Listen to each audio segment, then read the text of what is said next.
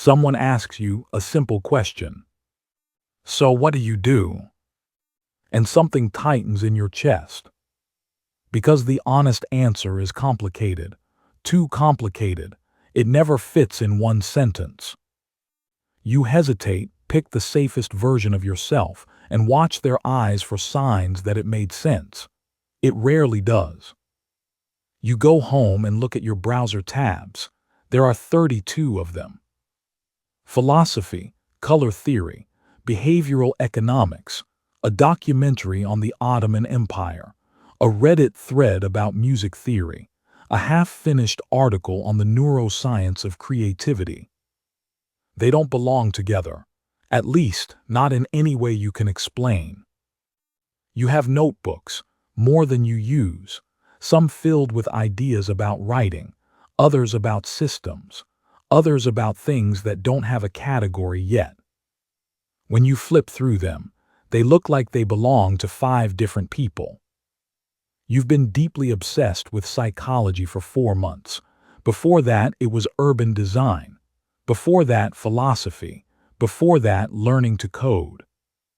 Each time the obsession felt real. Each time you eventually moved.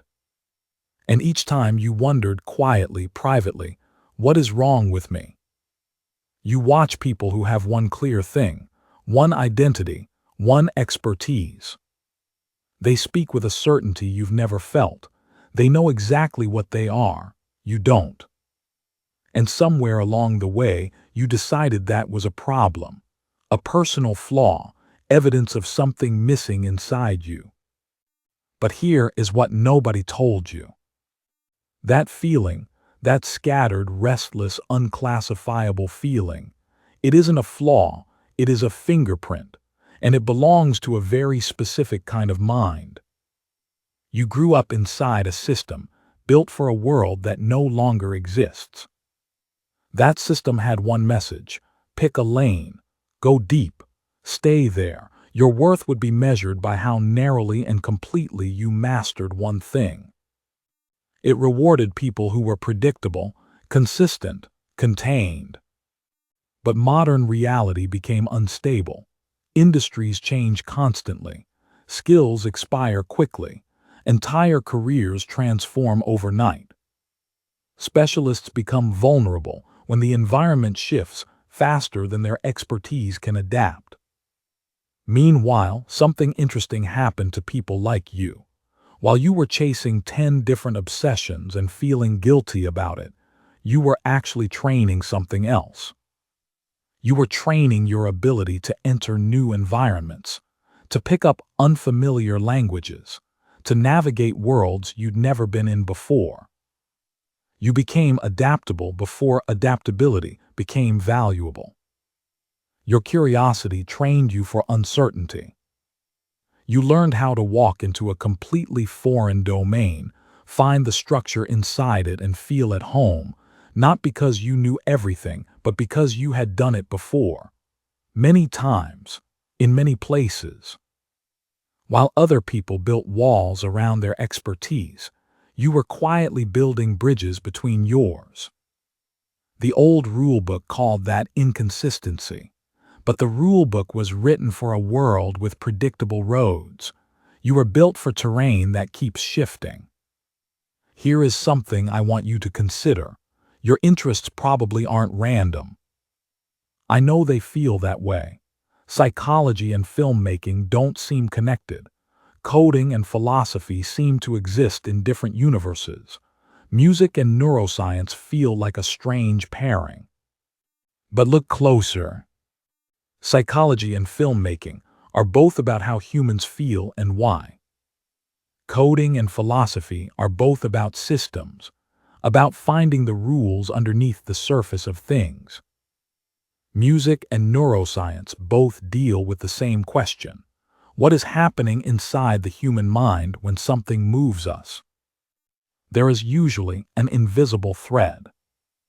Your brain isn't collecting hobbies, it is collecting frameworks, mental models, ways of seeing.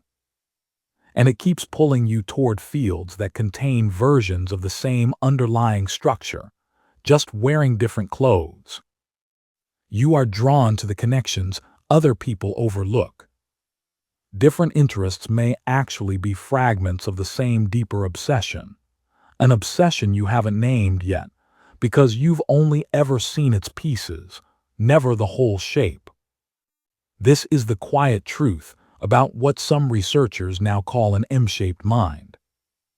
Not someone who knows a little about everything, not someone who can't commit, someone who builds genuine depth repeatedly across different domains. And then, slowly, begins to connect those domains into something that didn't exist before they arrived. The M isn't about breadth, it is about multiple peaks, real ones, hard-won ones. And the valleys between them aren't wasted space. They are where the synthesis happens. There is a reason some of the most interesting thinkers in history didn't belong to one discipline. They borrowed. A designer who thinks like a psychologist creates products that feel intuitive without anyone understanding why. A programmer who understands storytelling builds tools that people actually want to use. A writer who thinks in systems produces work that holds together in ways purely intuitive writing never does. An entrepreneur who studies biology starts to see markets the way ecologists see environments, as living, adaptive, constantly evolving systems. Innovation almost never happens at the center of a field. It happens at the edges, at the intersections. In the spaces between established ideas, where two things from completely different worlds suddenly meet and create something that neither world could have produced alone. That is where you naturally live. Your value may come not from being the deepest expert in one area, but from being the only person in the room who can connect this world with that one, who can take an insight from one domain and transplant it somewhere it has never been. That is not a small thing. And consider this, we are living inside an age where information retrieval is becoming automated. Machines can store facts, they can search, they can summarize. But what is genuinely hard to replicate, what remains distinctly human, is the emotional and intuitive ability to synthesize. To feel which ideas belong together even before you can explain why. To make a creative leap across a gap that no algorithm would think to jump. That is what your restless, migrating curiosity has been building toward, not a career, an architecture. I want to speak to the exhaustion for a moment. The feeling that you are always behind, that everyone else found their thing while you were still wandering. That all the time you spent on interests you eventually left was somehow wasted. That your inconsistency is evidence of a character flaw you need to fix. I want to sit with that feeling and then quietly dismantle it. Exploration was never failure. Every domain you entered taught you something your current self still carries. Even the interests you abandoned gave you a way of seeing that you didn't have before. Even the projects you didn't finish changed what you noticed, changed how you thought. You were building invisible architecture. You just couldn't see it because you were looking for the wrong shape. You were looking for a straight line, but you were never building a straight line. You were building a web. And webs don't look like progress until suddenly they do. Until suddenly the connections are everywhere, and the pattern is undeniable, and you realize that nothing was wasted. Some people spend a lifetime mastering one room. They go deep into a single space and learn every corner of it. You learned how to walk through entire worlds. That is not less than mastery. It is a different kind of mastery, one the world is only beginning to find language for. You were never too scattered for success. You were never broken. You were never failing to become something. You were becoming something the old categories couldn't name. Your path was never linear because your mind, was never designed for one dimension.